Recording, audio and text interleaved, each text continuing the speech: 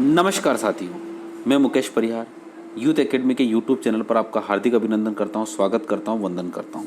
इससे पहले की क्लास में हम अभी तक जो पढ़ चुके हैं वो पढ़ चुके हैं बाल विकास में शैशवावस्था चल रही है और शैशवावस्था में हम किस प्रकार से बालक के शारीरिक विकास और सामाजिक मानसिक विकास के बारे में हम पढ़ चुके हैं। आज हमें पढ़ना है संवेगात्मक विकास और सामाजिक विकास।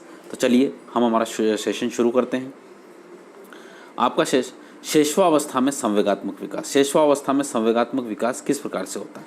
देखिए, संवेगात्मक का मतलब होता है इमोशनल डेवलपमेंट।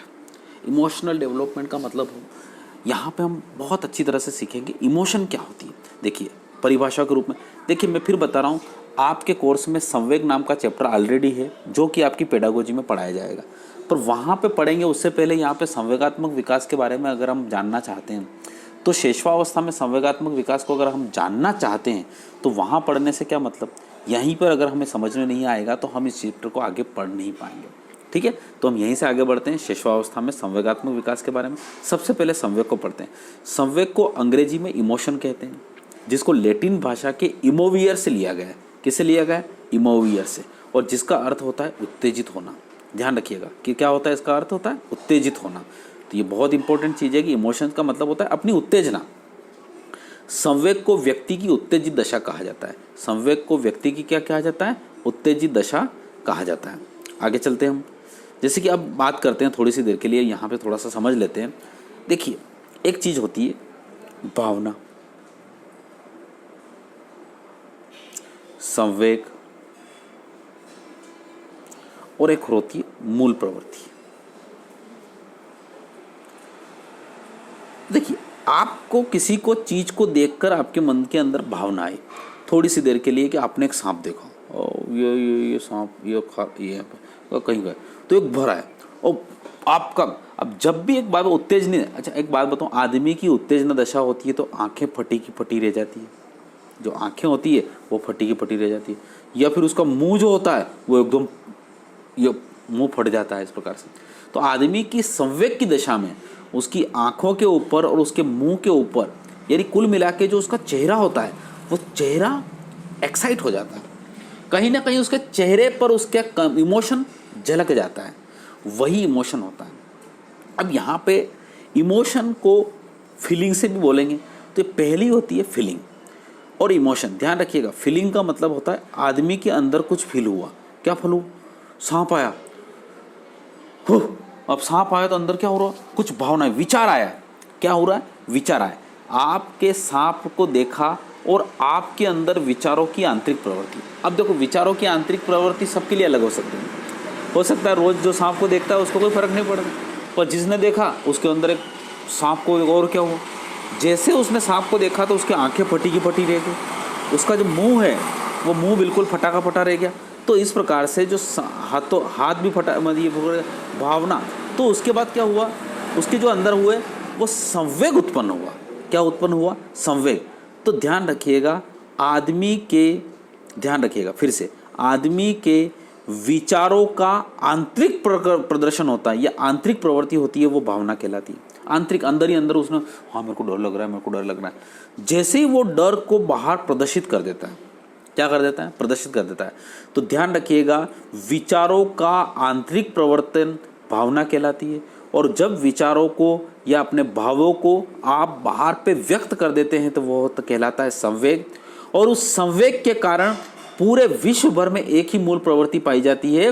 वो मूल प्रवृत्ति अगर उत्पन्न हो जाए यहाँ पे चीजें, तो देखो इसका मतलब क्या हुआ, मैं फिर से बताता हूँ।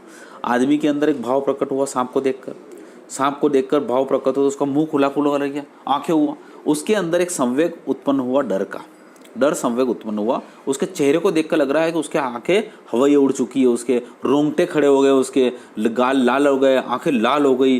तो उसके बाद मूल प्रवृत्ति यही रहेगी कि वो भागेगा। दुनिया का कोई भी आदमी अगर डर से क्या करेगा? पलायन ही करेगा ना। तो यहाँ पर इस प्रकार से चीज़ें क्या हो जाएगी? पलायन हो जाएगा। तो यहाँ पर हमने क्या सीखा कि आदमी के अंदर कोई भावना प्रकट हुई, उसका प्रदर्शन हुआ, बाह्य प्रदर्शन, और उसके बाद वह पलायन कर गया। तो इस प्रकार से यहाँ पर उसका क्या हुआ? संवेग हो। चलिए आगे चलते हैं हम हमारे पास विचारों का, भावनाओं का बाह्य प्रदर्शन क्या कहलाता है? संवेग कहलाता है। विचारों और भावनाओं का बाह्य प्रदर्शन क्या कहलाता है? संवेग कहलाता है। वुडवर्थ इस बारे में बोलते हैं, संवेग व्यक्ति की गति या आवेश आने की स्थिति है। यानी संवेग जो होता है वो व्यक्ति की क्या कौन सी स्थिति होती है? बाह्य प्रदर्शन संवेग कहलाता है, और संवेग व्यक्ति की गति या आवेश में आने की स्थिति होती है। अब यहाँ पे थोड़ा सा समय देखिए, यहाँ पे हम ज़्यादा कुछ नहीं पढ़ रहे हैं, पर फिर भी हम संवेग को अच्छी तरह से समझ के जाएंगे। अब हम बात करते हैं संवेग की प्रमुख विशेषता। आखिर जो संवेग होता है उसकी विशेषता क्या होती है? संवेग सार्वभौमिक होता है। सार्वभौमिक का मतलब यूनिवर्सल, यूनिवर्सल का मतलब होता है हर जगह। अब संवेग हर जगह का मतलब क्या हुआ? यानी आपके गांव में किसी को सांप देखकर उसके मन में जो संवेग है वो डर पैदा होगा, तो भाई इंग्लैंड में कोई आदमी सांप को देख के उसके अंदर कोई हंसी थोड़ी आएगी क्या? उसको भी डर पैदा होगा। इसका मतलब होता है संवेगों का जो अभिव्यक्ति होती है, रिप्रेजेंटेशन ऑफ इमोशंस और यूनिक। यूनिक मतलब यूँ कह सकते हैं यूनिवर्सल। ठीक है, तो इस प्रकार से समझ पाए ना इसको बात को। चलती है आगे चलते हैं। अगला जो वर्ड है हमारे पास उसके बारे में पढ़ते हैं। संवेग जन्मजात होते हैं। भाई संवेग ऐसा तो है नहीं कि भाई 2 साल के बाद उसको पकड़ के ना उसको इंजेक्शन लगाएंगे, चलो रे इसके संवेग के इंजेक्शन लगाते हैं। तो यहाँ पे ऐसा कुछ भी नहीं है। संवेग के इंजेक्शन लगा दो, ये लो लाओ रे इसके इंजेक्शन लगाओ इसको, ये आदमी ये संवेग का, इसका डर का इंजेक्शन लगाओ, इसका हास का, ऐसा नहीं होता है। संवेग क्या होते हैं? जन्मजात होते हैं, आदमी को सिखाना नहीं पड़ते हैं। ठीक है, आगे चलते हैं हम। आगे एक और, संवेग उत्पन्न होने पर शरीर में परिवर्तन होता है। देखिए शरीर संवेग जब भी उत्पन्न होते हैं तो परिवर्तन, जैसे आपके अंदर खुशी का भाव हो रहा है तो आपका चेहरा कितना बिल्कुल शानदार हो जाएगा, बिल्कुल एकदम सुंदर। कोई देख के बोल देगा यार आज आपको बड़े खुश लग रहे हो आप तो यार, तो वो संवेग उत्पन्न हो रहा है। कभी कभी आपके अंदर गुस्सा भरा हुआ है तो आप भले हंसने की कोशिश करोगे, क्यों क्या बात हुआ, किसी ने कुछ कह दिया क्या तुमको? तो इस प्रकार से संवेग उत्पन्न होने पर शरीर में कुछ परिवर्तन होता है और वो परिवर्तन दिखाई देता है आपको। ठीक है, बहुत सारे लोग संवेगों पे कंट्रोल कर लेते हैं। और उसके बाद आगे चलते हैं हम। संवेगों के तीव्र होने पर विचार प्रक्रिया धीमी हो जाती है। ध्यान रखिएगा, ये बहुत इंपॉर्टेंट चीज़ है। क्या होता है जब संवेग विचार प्रक्रिया, अच्छा विचार प्रक्रिया का संबंध किससे होता है? बुद्धि से। तो यूं कह सकते हैं हम कि संवेग जो होते हैं वो रेसिप्रोकल होते हैं 1/, बुद्धि। इसका मतलब होता है जब संवेग की तीव्रता अधिक होती है तो बुद्धि शून्य हो जाती है या बुद्धि भी कम हो जाती है। इसीलिए जब आदमी को इसीलिए कहा गया है कि जब आदमी बहुत ज़्यादा खुश हो, यानी खुशी का उसका संवेग पैदा हो रहा है, तो उसको कोई डिसीजन नहीं लेना चाहिए, क्योंकि उस समय उसकी बुद्धि काम नहीं करती है। वो संवेग समय में कुछ भी बोल जाता है, अरे मैं तो इतना खुश हूँ तेरे को 1 लाख रुपये इनाम दूंगा। मैं थोड़ी देर बाद पढ़ता, अरे यार मैंने क्या बोल दिया, 1 लाख रुपये तो बहुत ज़्यादा नहीं होते हैं क्या? बस ये हो गया काम। गुस्से में क्या होता है, आदमी बहुत ज़्यादा गुस्सा आ रहा है उसको, एक आदमी है और उसको गुस्सा आ गया, मैं ये गुस्सा आ गया ना उसके बाद तेरे को मार डालूंगा, काट डालूंगा, हो सकता है कुल्हाड़ी लेकर उसको काट भी डाले। मैं थोड़ी देर बाद उसको समझ में आ गया मैंने क्या कर दिया, जीवन बर्बाद कर लिया मैंने। तो क्या होता है संवेगों के तीव्र होने पर विचार प्रक्रिया क्या हो जाती है? धीमी हो जाती है। आगे चलते हैं हम। हमारे पास संवेगों की अभिव्यक्ति व्यक्तिगत होती है। इसका मतलब क्या हुआ? संवेगों की व्यक्तिगत अभिव्यक्ति होती है। संवेगों की अभिव्यक्ति जो होती है वो व्यक्तिगत होती है। इसका संवेगों की अभिव्यक्ति व्यक्तिगत होती है, पर्सनल होती है। इसका मतलब क्या हुआ? देखिए आपको कोई नाटक दिखाया गया, जैसे कि कोई नाटक दिखा रहा है और ये बिल्कुल नाच रहा है, डांस कर रहा है, तो किसी को चुटकुला सुना रहा है, तो चुटकुला सुना रहा है तो क्या होता है, सभी आदमी क्या सभी रूप से हंसेंगे सही ढंग से? नहीं, कुछ लोग क्या होते हैं वहाँ पे माहौल देख के अपने जो इमोशन होते हैं उसको कंट्रोल कर लेते हैं। यानी जो अपना जो संवेग है, संवेग कौन सा, हंसी वाला संवेग है, उसको थोड़ा सा कंट्रोल कर लेते हैं। तो इसका मतलब होता है कुछ लोग कंट्रोल कर लेते हैं, कुछ लोग क्या होते हैं बहुत ज़्यादा ठहाके मार के हंसने लग जाते हैं। कुछ लोग इमोशनल, जैसे कि कोई मर गया तो वहाँ पर अपना आंसू बहाने लग जाता है ना, जोर जोर से बिल्कुल छाती पीट के ना रोने लग जाते हैं, हे भगवान मेरा क्या हो गया, मैं तो लुट गया, बर्बाद हो गया। इस प्रकार के संवेगों की अभिव्यक्ति होती है और कुछ लोग वहाँ पे कंट्रोल करके अपने संवेगों को नियंत्रित कर लेते हैं। तो संवेगों की अभिव्यक्ति व्यक्तिगत होती है। भाई जरूरी नहीं है कि आपको एक जैसा सीन दिखाया गया कि ये पूरा सीन दिखाया गया और वहाँ पे संवेग जो होते हैं सबको एक जैसे ही प्रकट होंगे। अच्छा सबको सांप दिखा दिया तो सब डरेंगे जाएंगे? नहीं, कुछ लोग वहाँ पे हिम्मत वाले होते हैं, वो डरते नहीं। संवेग होते हैं उनके अंदर, थोड़ा डर तो होता है उनके अंदर, पर उतना नहीं होता है। तो कुछ संवेगों की अभिव्यक्ति जो होती है वो व्यक्तिगत होती है। चलिए आगे बढ़ते हैं हम। हमारे पास संवेगों की प्रकृति अस्थायी होती है। ऐसा नहीं है कि संवेगों की प्रकृति अस्थायी का मतलब क्या होता है? भाई एक चीज़ है, संवेग आपको पास आया अभी, एक हंसी आई, तो क्या होता है दिन भर हंसते ही रहोगे क्या? आज तो मज़ा आएगा, मेरे को तो हंसा है, आज तो गुलाब जामुन खा लिए मैंने तो, अरे गुलाब जामुन का याद मत दिलाओ यार अभी, है ना, क्योंकि शादी वादियाँ हुई नहीं यहाँ पे, ना घर पे भी गुलाब जामुन बनते नहीं है। तो संवेगों की प्रकृति क्या होती है? अस्थायी होती है। तो अब मज़ा आ रहा है किसी को, तो मज़ा क्या दिन भर आता रहेगा? नहीं होता। तो संवेगों की प्रकृति अस्थायी होती है। संवेग एक आदमी नॉर्मल अवस्था में रहता है, बहुत ज़्यादा डर हो गया उसको तो थोड़ी देर बाद खत्म हो जाएगा। ठीक है, इस प्रकार से आगे चलते हैं हम। ठीक है, अब हम बात करते हैं यहाँ पे अगली तरफ, संवेगों के प्रकार। संवेगों से सुख व दुख दोनों मिलता है, ध्यान रखिएगा।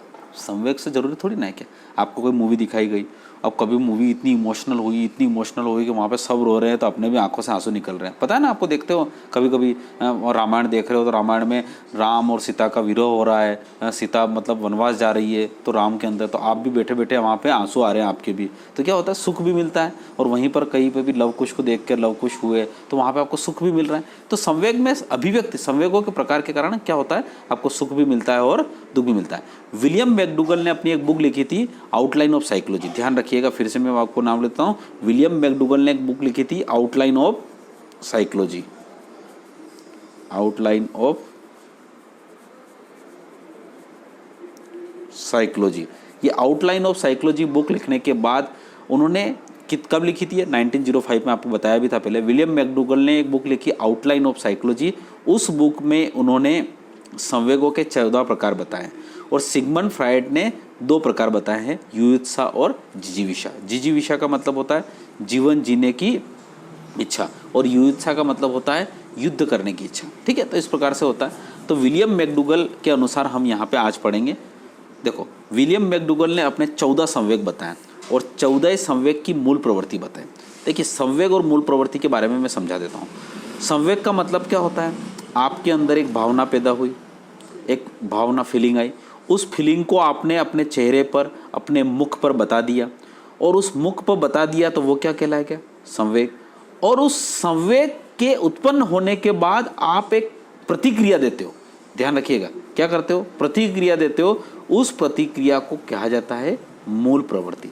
समझ पा रहे हो मेरी बात को? एक आदमी के अंदर एक विचार उत्पन्न हुआ, विचारों से संवेग उत्पन्न हुआ उसके चेहरे पर और उसके बाद उसने एक प्रतिक्रिया दी, वही प्रतिक्रिया उसकी क्या कहलाएगी?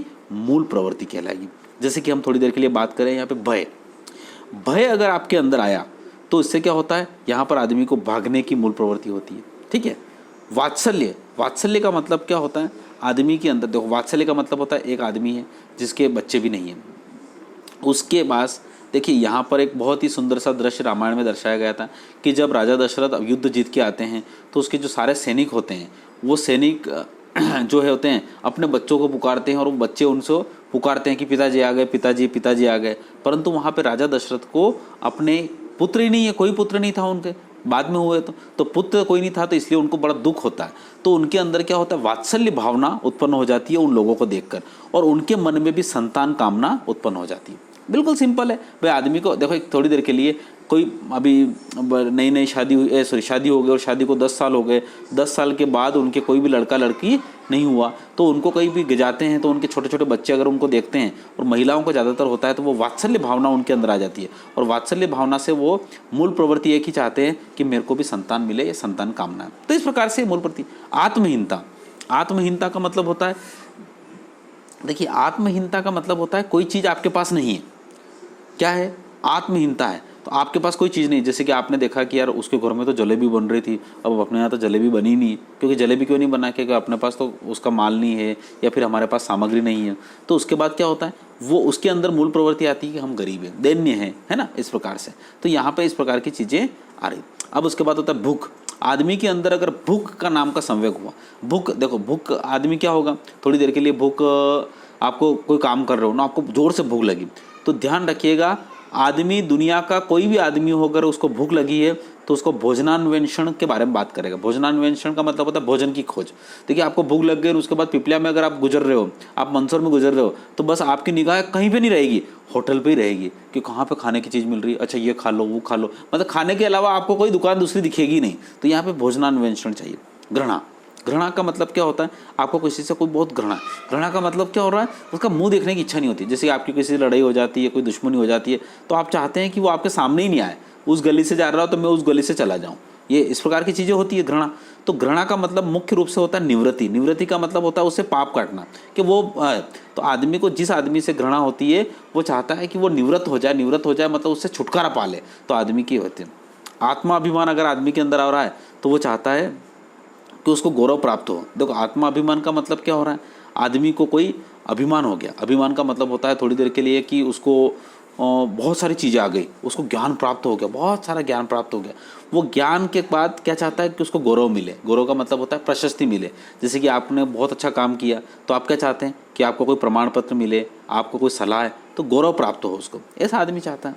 उसके बाद आश्चर्य, तो आश्चर्य का मतलब होता है आपके अंदर कोई सरप्राइज हुआ है ना, तो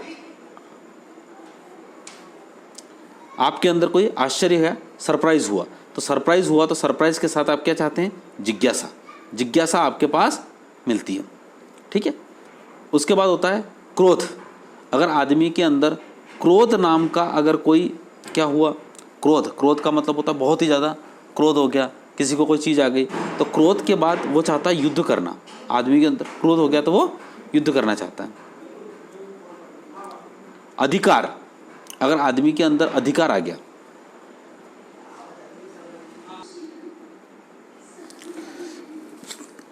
तो जैसा कि आपने देखा है कि अधिकार, जैसे कि आदमी के अंदर अधिकार नाम का एक संवेग पैदा होता है। अधिकार का मतलब होता है अपने अधिकार में किसी चीज़ को रख लेना।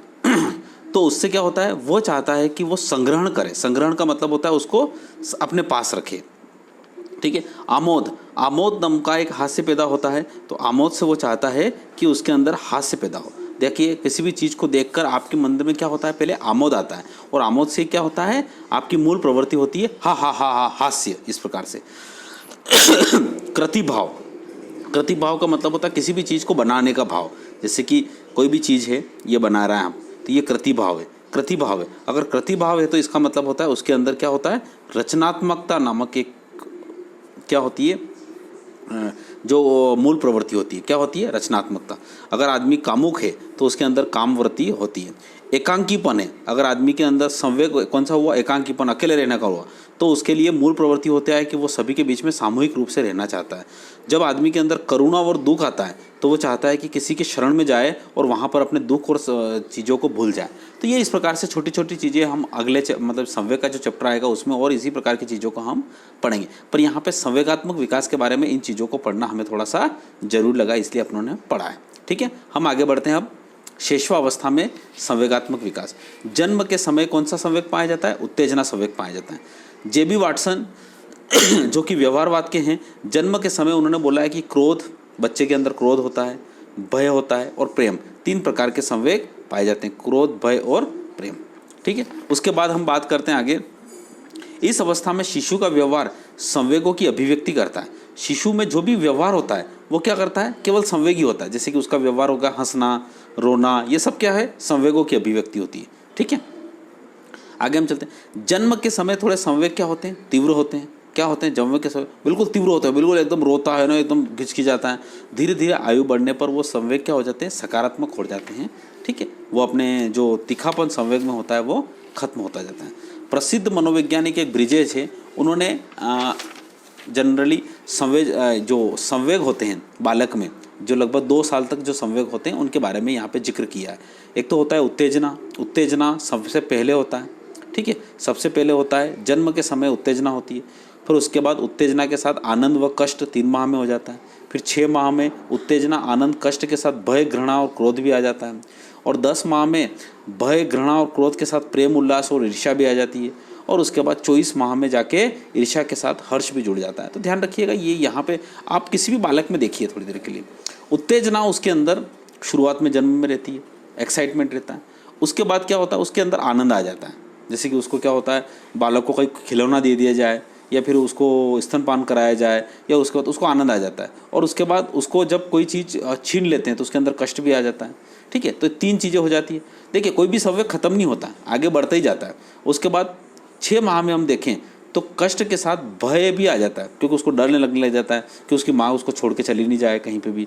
घृणा भी आ जाती है उसको, ठीक है। और क्रोध भी आता है, उसको कोई अपनी माँ से छीन लेता है या ले लेता है तो उसके साथ क्रोध भी आ जाता है। उसके साथ प्रेम उल्लास भी अब आ जाता है। प्रेम उल्लास का मतलब क्या हो रहा है कि 10 माह तक का बच्चा, जो प्रेम उल्लास का मतलब होता है, कोई भी उसको चेज देते तो वो बड़ा खुश हो जाता है, ठीक है। और ईर्ष्या भी हो जाती है, जैसे कि आपके पास ये एक बालक बैठा, एक बालक बैठा, और उसके बाद इस बालक को कुछ दे दिया आपने और इस बालक को कुछ नहीं दिया, तो इसके अंदर ईर्ष्या पैदा हो जाएगी कि इसको ये कैसा क्यों दिया, ठीक है। और उसके बाद उसके अंदर अगर उस चीज़ को छीन कर फिर उसको दे दिया जाए तो उसके अंदर क्या हो जाता है, हर्ष उत्पन्न हो जाता है। तो इस प्रकार से संवेग बच्चों के अंदर 24 माह तक रहते हैं। सिगमंड फ्रायड ने यहाँ पे कहा है कि आत्म प्रेम की भावना होती है बच्चे में। क्या होती है? आत्म प्रेम की भावना। देखो आपने बताया भी है कि सिगमंड फ्रायड में आत्म प्रेम जो एक होता है, एक जो शेषवावस्था के बारे में सिगमंड फ्रायड ने बताया कि आत्म प्रेम में नर्सिसिज्म जिसको बोलते हैं, कहानी भी हमने सुनाई थी, तो उस प्रकार से होता है, ध्यान रखिएगा। और उसके बाद यहाँ पे एक और चीज़ मैं बताता हूँ कि शुरुआत में जो संवेग होते हैं बड़े तीव्र होते हैं, जैसे शेषवावस्था में तीव्र होते हैं। बाल्यावस्था में क्या होता है, बुद्धि का विकास होने लग जाता है, इसलिए संवेग जो होते हैं थोड़े कम हो जाते हैं, मतलब थोड़े से तीव्र कम हो जाते हैं। और किशोरावस्था में उन संवेगों के ऊपर पूर्ण नियंत्रण प्राप्त कर लेता है, क्योंकि उसका बुद्धि का पूर्ण विकास यह हो जाता है, ठीक है। तो इस प्रकार से यहाँ पे संवेग होते हैं। अब आगे चलते हैं हम शेषवावस्था में सामाजिक विकास। देखो सामाजिक विकास का मतलब, देखो ध्यान से सुनना, हर आदमी एक समाज में रहता है, हम जंगल में तो रहता नहीं है। तो समय में क्या होता है, जब बच्चा जो पैदा होता है तो उसका जो सामाजिक विकास होता है वो उस समय उदासीन होता है, भाई उसको थोड़ी पता है कि उसका, तो जन्म के समय बच्चे के अंदर सामाजिक विकास उदासीन होता है। समाज के गुणों, मान्यताओं व नियमों को अपनाना व अवगुण, अमान्यता व नियमों को त्यागना समाजीकरण कहलाता है। क्या कहलाता है? समाज के गुणों, मान्यता व नियमों को अपनाना व अवगुण, अमान्यता, नियमों को त्यागना समाजीकरण कहलाता है। तो आदमी जो होता है वो समाजीकरण होता है। समाजीकरण का मतलब होता है जैसे समाज के नियम बनाए गए कि भाई हमें माता पिता को नियमों का पालन करना चाहिए, हमें जैसे कि कोई मृत्यु हो जाती तब वहाँ पे बैठना चाहिए, मतलब उसके बाद शादी होती तो उस समय सारे रीति रिवाज का पालन, ये सब मान्यताएं हैं और नियम हैं, इनको अपनाना करना। और जो भी अवगुण है, अमान्यता है, जैसे कि आपको अमान्यता क्या है कि शराब नहीं पीना चाहिए, किसी को गाली नहीं देना चाहिए, इस प्रकार के सारे नियम हैं, उनको त्यागना समाजीकरण करता है। जब इस प्रकार का बालक अपने अंदर नियम अपनाने लग जाता है तो वो समाजीकरण का गुण कहलाता है।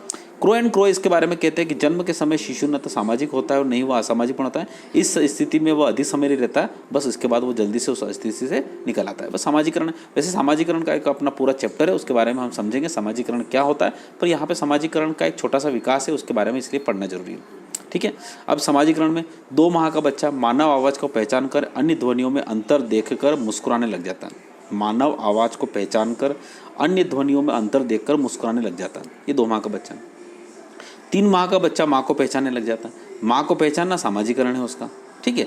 4 माह का बच्चा बालक बातें बंद कर देता है रोने पर। जैसे कि क्या होता है, सामाजिकरण क्या हो रहा है, जैसे कि आपको बताया होगा छोटा सा बच्चा है, ये छोटा सा बच्चा है ना, ये छोटा सा बच्चा है, दिख रहा है ना, छोटा सा बच्चा है, इसकी ये आंखें हैं, ये छोटा सा बच्चा है। ये छोटा सा बच्चा क्या हो रहा है, रो रहा है, कर रहा है, ये रो रहा है। अब दिक्कत क्या होता है, वहाँ पे मम्मी भी बात कर रही है ना, पापा भी बात कर रहे हैं, धीरे धीरे बात कर रहे हैं, तो वो क्या होता है, धीरे से उनकी बातें सुनने लग जाता है, तो वो रोना बंद कर देता है। तो अपन नहीं बोलते देखो यार नानो कानो धीरो, तो उस प्रकार से क्या होता है, बच्चे क्या हो जाता है और अपने को उठाने के लिए बाहें भी फैलाने लग जाता है। जैसे उसके सामने जाते हो तो वो हाथ लंबे करने लग जाता है, लो मेरे को ले लो, मेरे को ले लो, इस प्रकार से। तो ये क्या होता है, उसका सामाजिकरण हो गया। देखो सामाजिकरण का मतलब होता है समाज के लोगों से पहचान। अगर वो पहचान करना सीख गया, इसका मतलब होता है उसके सामाजिकरण हो रहा है, बस बात ही खत्म, और कुछ नहीं करना है इसको, ठीक है। अब उसके बाद आगे चलते हैं हम। क्रोध एवं क्रोधपूर्ण ध्वनि और मित्रपूर्ण ध्वनियों में अंतर करना प्रारंभ कर देता है। देखिए ध्यान, बहुत इंपॉर्टेंट चीज़ है। बच्चा 5 माह का बच्चा क्रोधपूर्ण ध्वनि, देखिए उसको पता लग जाता है कि ये क्रोधपूर्ण ध्वनि है, ए चुप रहे, तो वो बिल्कुल एकदम समझ, अरे नहीं मुझे डांटेंगे। और मित्र ध्वनि, बेटा बेटा चुप हो जा, चुप हो जा, मम्मी उसको क्या करती है, चुप हो जा, चुप हो जा, इस प्रकार से कि ये उसको वो माथे पे कुट कुट कुट करती है, उसके पीठ थपथपाती है। और क्रोध एवं प्रेम का भाव प्रकट करने लग जाता है। अगर जार से उसको चुनने लग जाता है तो वो होठ निकाल के ना करने लग जाता है, रोने लग जाता है, इस प्रकार से, ठीक है। अब उसके बाद बात करते हैं, परिवार के साथ घुल मिल जाता है। 1 साल का बच्चा, 2 वर्ष का बच्चा परिवार में कुछ कार्य करने लग जाता है। कुछ कार्य का मतलब होता है जैसे कि छोटा सा बच्चा है, हम उसको बोलते हैं जरा चक्कू लेके आ, तो वो जाएगा चक्कू लेके आएगा कि मम्मी काट रही है। उसके बाद थोड़ी चलो एक तश्की लेके आओ, तो तश्की लेके आ जाएगा, एक कटोरी लेके आ जाएगा, बाउल लेके आ जाएगा, नमक का डिब्बा लेके आ जाओ। तो इस प्रकार के छोटे छोटे काम करने लगता है, उसको मज़ा भी आता है, और हम भी उसके काम को देख कर बड़ा प्रसन्न होते हैं। जैसे वो हो जाता है, धीरे से उठता है, लड़खड़ाते हुए जाता है, लड़खड़ाते हुए आता है, करता है, काम करता है, तो बड़ा मज़ा आता है, ठीक है। इस प्रकार की छोटी छोटी चीज़ें। समूह में खिलौने से खेलने लग जाता है। 4 वर्ष का बच्चा जनरली क्या होता है, विद्यालय में औपचारिक शिक्षा प्रदान कर लेता है। औपचारिक शिक्षा देखो, ध्यान अपने आप यहाँ पे नर्सरी में भेज देते हैं जनरली 4 साल तक के बच्चे को, ठीक है। माता पिता वैसे जनरली संभालते नहीं, इसलिए भेज देते हैं, जा रह जा उस प्रकार से। और समूह के सदस्यों से गहरे संबंध बना लेते थे। 5 वर्ष का बच्चा क्या होता है, जैसे नर्सरी में जाता है तो अपने समूह के जो बच्चे होते हैं उनसे गहरे, और इतने गहरे संबंध के दिन रात उनके साथ रहता है, खाना पीना भी भूल जाता है। मम्मी कहती है खा तो ले खाना, मेरे को भूख नहीं है, मेरे को भूख नहीं है, और उसके बाद उनको खेलते ही रहता है, ठीक है। और 5 वर्ष का बच्चा जो होता है समूह के सदस्यों से गहरे संबंध बना लेता है, और बहुत इतने गहरे संबंध बना लेता है कि वो उनसे दिन भर उन्हीं के साथ रहता है, ठीक है। और उसके बाद जो होता है आपके काम, मतलब यहाँ पे आपका क्या पढ़ लिया आपने, शैशवावस्था में संवेगात्मक विकास और सामाजिक विकास के बारे में आपने पढ़ा। तो देखिए धीरे धीरे हमने चीज़ों को छोटा लिखा है। अब अगले हम जो चैप्टर लेंगे उसमें आपको ये बात ध्यान रखिएगा, हम यहाँ पे आपके लिए वो लेके आएंगे, क्या चीज़ें लेके आएंगे आपके लिए, स्पेशली वो चीज़ें लेके आएंगे जहाँ पे प्रश्न, जैसे पूरा चैप्टर खत्म हो जाए उसके बाद 7-8 या 2-4-5 प्रश्न रहेंगे जिससे आपके अंदर रिवाइज करने की या कैपेसिटी हो रही है, ठीक है। तो ये वीडियो आपको कैसा लगा, थैंक्स फॉर वाचिंग। आपको ने पूरा वीडियो यहाँ तक पढ़ा उसके लिए बहुत बहुत धन्यवाद। इसको लाइक करिए, शेयर करिए और सब्सक्राइब करिए। हम आपके साथ MP टेट, C टेट और जितनी भी MP जो भी ऑल टेट की एग्ज़ाम है उनके साथ जुड़े हुए हैं, ठीक है। हमारे साथ जुड़े रहिए। Thank you so much. जय हिंद, जय भारत।